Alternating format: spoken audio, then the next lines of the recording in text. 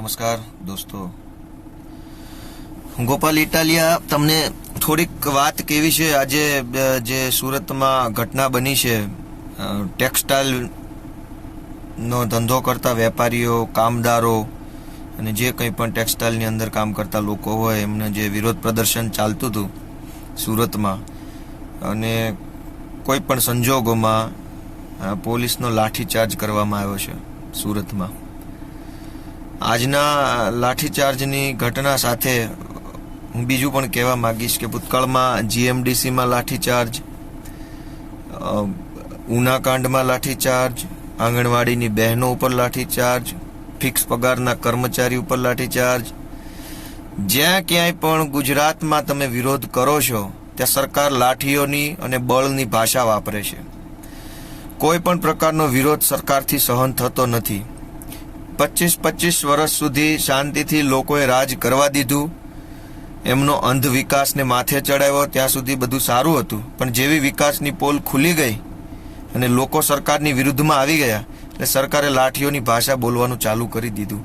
આપણે 2-3 વસ્તુ આ બધી ઘટનાઓમાંથી માર્ક કરીએ કે દરેક જગ્યાએ માર ખાવાવાળા લોકો અલગ અલગ સમાજના, અલગ અલગ જ્ઞાતિના, અલગ અલગ ધંધાદારીઓ, અલગ અલગ વિસ્તારના છે, પણ મારવાવાળા લોકો એક જ છે, ભાજપના લોકો છે, પોલીસ છે. બહુ વિચારવા જેવી વાત છે કે જીએમડીસીમાં પાટીદારો માર ખાય છે, ઉનામાં દલિતો માર ખાય છે, સુરતની ટેક્સટાઇલ માર્કેટમાં વાણિયા વેપારી માર ખાય છે, ફિક્સ પગારદારોમાં બેધી જ્ઞાતિના લોકો માર ખાય છે. શા માટે હજુ આપણા મનમાંથી ભાજપનું ભૂત ઉતરતું નથી? આ બધી ગેમ એક સાયકોલોજીકલ ગેમ છે, સમજવા જેવી. ભાજપે એવું માની લીધું છે અને ભાજપને એવું 100% કોન્ફિડન્સ છે કે લોકો ગમે તે કરશે, આપણે મારીશું, આપણે ધોકા મારીશું, જેલમાં પૂરીશું, ખોટા કેસ કરીશું, પણ લોકો કોંગ્રેસને કે બીજી કોઈ પાર્ટીને પોતાનો ઓપ્શન માનતા નથી. એટલે અલ્ટિમેટલી વોટ ભાજપને જ મળવાના છે. અને ભાજપને વોટ આપવા માટે ગાય, ગોબર, ગૌમૂત્ર, ગાયનું પૂંછડું, જમીન, ફલાણું, બાવા, સાધુ, કથાકાર, કલાકાર, ડિસ્કો ડાન્સ આ બધું કરાવી અને ભાજપ વોટ લઈ લેશે, પણ આખરે તમને બધાને મારશે. ઘણી બધી વેદનાઓ આપણા બધાની અંદર એક સમાન છે, પણ આપણી મોટામાં મોટી ભૂલ આપણને બધાને નડે છે કે આપણે ભાજપના ઓપ્શન તરીકે કોઈ પણ પાર્ટીને આપણે બિલીવ કરતા નથી. અને આ મોટામાં મોટી ભૂલ છે કે આપણા કુલા ઉપર રોજ દંડાવો પડે છે, પણ આપણે સુધરવાનું નામ લેતા નથી. આપણી અંદર કમળ ઘૂસી ગયું છે. જ્યાં સુધી આપણી અંદરથી કમળ નીકળશે નહીં, સામે ગમે તેવી પાર્ટી હોય, પણ કમળ જો આપણા મગજમાંથી, આપણા લોહીમાંથી, આપણા વિચારમાંથી નહીં નીકળે તો સમજી લેજો કે બહાર જશો તો પોલીસના હાથનો માર ખાધા વગર ઘરે પાછા નહીં આવો. ગઈકાલે પાટીદારો હતા, પરમદાડે દલિતો હતા, આજ વેપારી છે. ભાજપને પોતાનો વિરોધ બિલકુલ પસંદ નથી. તમે બીજી પણ એક વાત વિચારો કે આટલી ઘટનાઓ ગુજરાતમાં બને છે, ક્યાંય તમે સાંભળ્યું કે કોઈ ભાજપના માણસને દંડો વાગ્યો, કોઈ ભાજપના માણસે, ભાજપના કાર્યકર્તાએ કે હોદ્દેદારોએ સરકાર વિરુદ્ધમાં ઉપવાસમાં બેઠવું પડ્યું? ક્યાંય સાંભળ્યું કે ભાજપના માણસને ન્યાય માટે થઈને રેલીઓ કાઢવી પડી? ક્યાંય સાંભળ્યું કે કોઈ ભાજપનો હોદ્દેદાર છે એને પોતાની જમીનની અંદર કોઈ ગુંડાએ દબાણ કર્યું કે એના ખેતરમાં આમ તેમ થયું કે કંઈ પણ થયું એટલે ભાજપના કોઈ માણસે સરકાર વિરુદ્ધમાં મોરચો ખોલવો પડે એવું સાંભળ્યું? શા માટે તમામ લોકો સાથે અન્યાય થાય છે પણ ભાજપને ન્યાય મળી રહેશે? આ વસ્તુ વિચારવા જેવી છે. હવે લોકો નક્કી ઘણી વખત એવી મોટા ભાગે એવી ચર્ચા થાય છે કે ભાજપ છે, ઠીક છે, ખરાબ છે, આમ છે, તેમ છે, બધું, પણ ભાજપ કરતા સારું બીજું કોણ? લોકોને આ સવાલ મૂંઝવે છે અને આ મૂંઝવતા સવાલનો ગેરફાયદો ભાજપ સરકાર 25 વર્ષથી લઈ રહી છે. હું રિપીટ કરું છું કે લોકોના મનમાં સવાલ છે કે ભાજપથી સારું કોણ? પણ હવે વિચારવાનો સમય આવી ગયો છે કે ભાજપથી ખરાબમાં ખરાબ બીજું કોઈ નથી, અને એ વિચારીને જ બટન દબાવવાના છે. મનની અંદર એક વખત નક્કી કરી લેશો કે મરી જાઓ તો પણ ભાજપને મત નહીં, સગો બાપ ઉભો રહે તો પણ ભાજપને મત નહીં, અને ખુદ આવીને ભગવાન શ્રી રામ પણ ભાજપમાંથી ઉભા રહે તો પણ ભાજપને મત નહીં. આવું જ્યાં સુધી નક્કી નહીં કરો ત્યાં સુધી તમારા કુલા ઉપર ધોકા પડશે, તમારા ખૂન થશે, મર્ડર થશે, તમને અન્યાય થશે, ન્યાય માટે રેલીઓ કાઢશો ને જેલમાં પૂરશે, બધું થશે. એટલે સમય નજીક આવી ગયો છે કે ખુદ ભગવાન શ્રી રામ આવીને ભાજપમાંથી ઉભા રહે તો પણ હવે ભાજપને મત નથી આપવાનો. એવું કમિટમેન્ટ જ્યાં સુધી તમે પોતાને ખુદને નહીં કરો ત્યાં સુધી આ ભાજપ સરકાર તમારી મજબૂરીનો અને તમારા અંદર જે વિચારોની અંદર જે ઉણપ છે, પોલિટિકલ ઉણપ, એનો ફાયદો લેશે અને તમને મારતી રહેશે.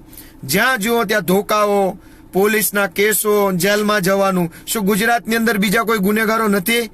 હજારો બુટલેગરો ખુલ્લે આમ રખડે છે, ખનન માફિયાઓ ખુલ્લે આમ રખડે છે, શિક્ષણનો વેપાર કરીને કરોડો રૂપિયા બનાવી લેનારા ગુંડાઓ ખુલ્લે આમ રખડે છે, જીતુ વાઘાણી જેવા હરામખોરો વોરંટ આવવા છતાં ખુલ્લા રખડે છે.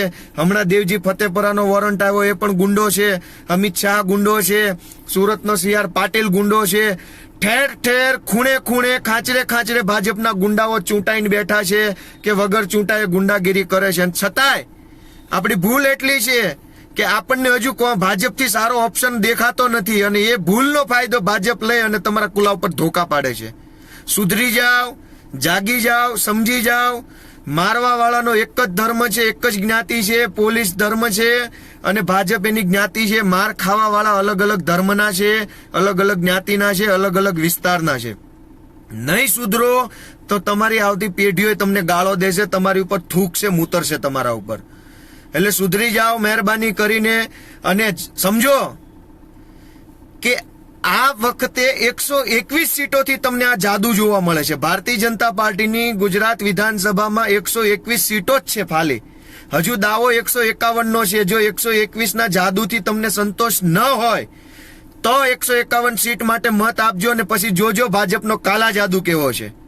એટલે સુધરી જાઓ. 121 સીટના જાદુથી જો સંતોષ થઈ ગયો હોય, પાછા વળી જાઓ. કોંગ્રેસને વોટ આપો, આમ આદમી પાર્ટીને વોટ આપો, કોઈ પણ પાર્ટીને વોટ આપો, પણ ભાજપને બિલકુલ વોટ આપશો નહીં. જો 151 સીટનો કાલા જાદુ જોવો હોય તો અને તો જ ભાજપને વોટ આપજો. બાકી હું સંકલ્પ કરું છું કે 121 સીટના જાદુથી મને સંતોષ છે. હવે વિકાસથી સંતોષ છે. હવે મારે વધારે વિકાસ જોતો નથી. પછવાડા ફાટી ગયા છે, કેસોની તલવારો ઉપર લટકે છે. એટલે દરેક સમાજ, ગુજરાતનો દરેક જ્ઞાતિ, દરેક પ્રદેશ, દરેક લોકો વિચારે, સમજે કે 121 સીટના જાદુથી સંતોષ છે કે હજુ વધારે આગળ. એટલે 151 સીટોનો જે નિર્ધાર છે, આપણે પણ ગુજરાતના લોકો નક્કી કરીએ કે આવતા 151 વર્ષ સુધી ભાજપની ગુજરાતમાં એક પણ સીટ ન આવી જોઈએ. 151 સીટ તો પછી. એટલે સમજી લઈએ, આજ ગમે તેને માર્યા છે, કાલ ગમે તેને મારશે. ભાજપ સત્તા લક્ષી, સત્તા કેન્દ્રી, સત્તા પ્રેમી પાર્ટી છે, અને સંઘના હરામખોર ચડ્ડાઓ, ગુલામો, આ બધાને આપણે આપણા મતના બટનથી એમની ઓકાત બતાવી દઈએ. પગના તળિયા બરાબર પણ સંઘની ઓકાત નથી. એ હરામખોર સંઘના લોકોને, ચડ્ડાઓને આપણે આપણી તાકાત બતાવી દઈએ અને એને એની ઓકાત બતાવી દઈએ. એ માટે થઈ જ્યાં પણ વોટ આપવો હોય ત્યાં આપો. કોંગ્રેસને આપો, આમ આદમીને આપો, ખાસ આદમીને આપો, પણ ભાજપને વોટ આપશો નહીં. ભાજપને વોટ આપ્યો મતલબ ધોકા પડશે, તમારી બેન દીકરીઓ પર બળાત્કાર થશે, તમારા છોકરાને શિક્ષણના નામ ઉપર લૂંટવામાં આવશે, તમારી જમીનો હડપી લેવામાં આવશે, તમારી જમીનમાં ખનીજ હશે તો મફતમાં કાઢી લેવામાં આવશે, ભંગાર રોડ રસ્તા ઉપર ચાલવાની ફરજ પાડવામાં આવશે, અને જો વિરોધ કરશો તો જેલમાં ધકેલી દેવામાં પણ આવશે.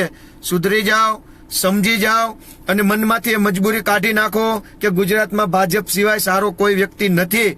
ભાજપ જેવા હલકટ, નીચ, હરામી અને ખરાબ માણસો ગુજરાતમાં બીજા કોઈ નથી. કદાચ કોઈ પણ બીજી સરકાર આવીને વિકાસ નહીં કરે તો પણ ચાલશે, રોડ નહીં બનાવે તો પણ ચાલશે, પણ દંડા મારવા વાળી સરકાર હવે નહીં ચાલે, જેલમાં પૂરવા વાળી સરકાર નહીં ચાલે, ખોટા કેસ કરવા વાળી સરકાર નહીં ચાલે.